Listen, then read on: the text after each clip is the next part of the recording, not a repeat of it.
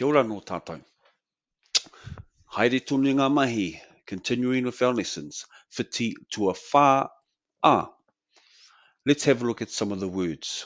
Tangohia, Whakahokia, Whakahokia.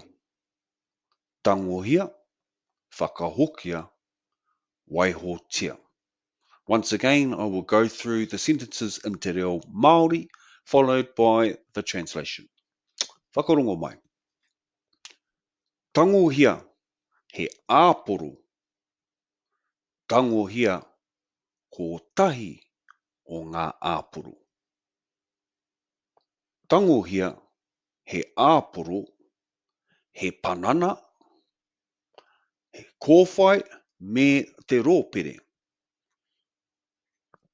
Okay, tangohia, he āporo. Now, tangohia is to take, to pick up. He, as we know, is a or some. Āporo, apple. Tangohia, ko tahi o ngā āporo. So pick up one of the apples. Tangohia, he āporo. Pick up a or some apples. He panana, some bananas. Or he panana kōwhai, some yellow bananas. Me te rōpere, and the strawberry. Whakahokia, he huarākau.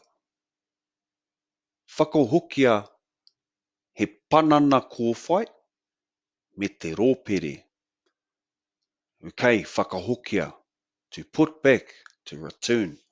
Whakahokia, he huarākau. Huarākau is fruit. So whakahokia, he huarākau, put back some fruit.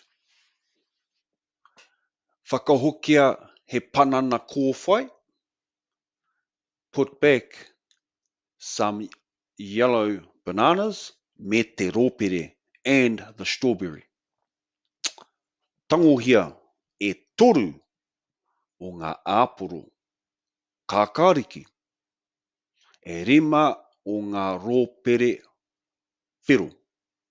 Tangohia, pick up, e toru, three, o ngā āporo of the apples, kākāriki, green apples, e rima o ngā rōpere whiro, and 5 of the red strawberries. And the last sentence, waihotia, e waru o ngā āporo whiro. Now, waihotia is to leave.